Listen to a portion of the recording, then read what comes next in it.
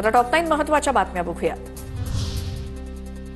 बुलढाण्याच्या चिखला गावातील वादानंतर 19 आरोपींना अटक। अतिरिक्त पोलीस अधीक्षक अमोल गायकवाड यांची माहिती। पोलिसांकडून 25 आरोपींसह इतर 100 आरोपींवर गुन्हे दाखल। ठाणे महापालिकेच्या रेबीज मुक्त अभियानाला सुरुवात। उद्यापासून पुढील 1 महिना तब्बल 25,000 कुत्र्यांना रेबीजची लस टोचली जाणार। यामध्ये 50 जणांची टीम रस्त्यावर उतरणार। दक्षिण मुंबईतल्या INS शिकरा इथल्या टोलेजंग इमारतीवरनं मुंबई हायकोर्टानं भारतीय नौदलाला फटकारलं।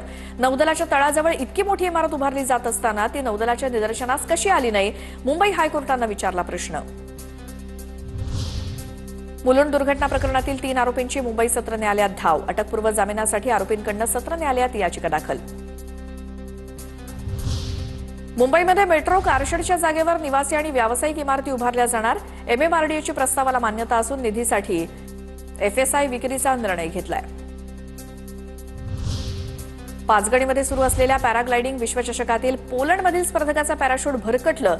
भरकटलेल्या पॅराशूटचं पुण्याच्या भोर तालुक्यातल्या रावडी गावात अचानक लँडिंग।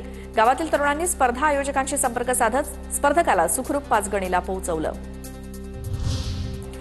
उन्हाळ्याच्या तोंडावर हवामानात मोठा बदल। 23 फेब्रुवारीनंतर विदर्भ, मराठवाड्यासह मध्य महाराष्ट्रात पावसाची शक्यता, तर काही भागात ढगाळ वातावरण राहणार, हवामान विभागाचा अंदाज। नाशिकमध्ये अवकाळी पावसाची जोरदार हजेरी। बागलाणच्या मुल्हेर परिसरात पावसाच्या सरी, पिकांना फटका बसण्याची शक्यता। संपूर्ण कोकणपट्टीत नागरिकांना शिमगोत्सवाचे वेध लागले। गाव तिथे होळी या परंपरेप्रमाणे गावोगावी आनंदाचं वातावरण। मुंबई, पुण्यात राहणारे कोकणवासी आपल्या गावी यायला सुरुवात।